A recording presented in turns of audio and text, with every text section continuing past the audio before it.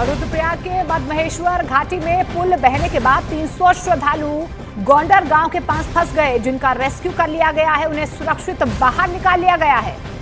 Helicopter की मदद से रेस्क्यू ऑपरेशन किया गया, क्योंकि उत्तराखंड के कई इलाकों में लगातार बारिश हो रही है। रुद्रप्रयाग में नदी में कुछ श्रद्धालु फंस गए थे, जिन्हें सुरक्षित बाहर निकाल लिया गया है। दरअसल 4 दिन पहले पानी के तेज बहाव के चलते पुल को काफी नुकसान पहुंचा था। जिस वक्त श्रद्धालु वापस लौट रहे थे तो रास्ते में ही फंस गए। इसकी सूचना ग्रामीणों ने पुलिस अधिकारियों को दी। मौके पर पहुंची पुलिस और एसडीआरएफ की टीम ने हेलीकॉप्टर की मदद से सभी श्रद्धालुओं को बाहर निकाला।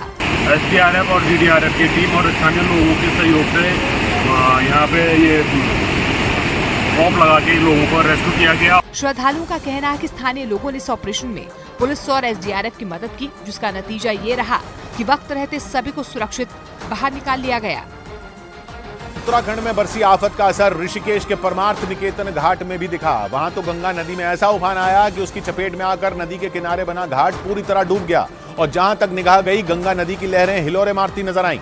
पहाड़ों पर हुई मूसलाधार बारिश के बाद ऋषिकेश में गंगा का जलस्तर बढ़ गया, जिसकी वजह से परमार्थ निकेतन घाट में बनी शिवजी की मूर्ति तक पानी पहुंच गया। गंगा का उफान ऊंचाई पर मौजूद उस मूर्ति को भी डुबोने पर आमादा दिखाई दिया। वहां बढ़े पानी की वजह से प्रशासन ने एहतियातन गंगा के नजदीक जाने पर रोक लगा दी। वहां मौजूद लोगों से घाट से दूर रहने की अपील की गई, ताकि कोई हादसे का शिकार न हो पाए। उत्तराखंड की मधमहेश्वर घाटी में फंसे लोगों को हेलीकॉप्टर के जरिए रेस्क्यू किया गया। वहां लगातार हो रही भारी बारिश की वजह से एक पुल का हिस्सा ढह गया, जिससे मधमहेश्वर धाम की यात्रा करने पहुंचे श्रद्धालु समेत दूसरे लोग वहां फंस गए, जिसके बाद वहां रेस्क्यू ऑपरेशन चलाया गया, जिसका एक वीडियो भी सामने आया, जिसमें एनडीआरएफ के जवान वहां फंसे लोगों का हेलीकॉप्टर के जरिए रेस्क्यू करते नजर आए। बताया गया कि एक रोज पहले ही रस्सी की मदद से कुछ लोगों को वहां से सुरक्षित निकाला गया, क्योंकि उत्तराखंड के मधमहेश्वर घाटी में जबरदस्त बारिश ने कोहराम मचा दिया, जिससे वहां एक पुल का बड़ा हिस्सा टूट गया, जबकि दूसरे रास्ते भी सैलाब की जद में आ गए, जिससे मधमहेश्वर धाम की यात्रा करने पहुंचे श्रद्धालुओं के साथ वहां दूसरे लोग भी फंस गए, जिन्हें रेस्क्यू करने के लिए हेलीकॉप्टर का सहारा लिया गया।